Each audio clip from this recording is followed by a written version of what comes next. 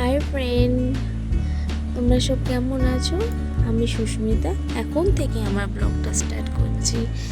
এই দেখতে পাচ্ছ, এটা আমার মেয়ে জ্যাঠা। এই আমাদেরকে টাটা দিয়ে দিল, আমরা বাড়ির দিকে চলে যাচ্ছি। মনটা খুবই খারাপ। পুজোটা না আমার বাপের বাড়ি কাটাতেই খুব ভালো লাগে।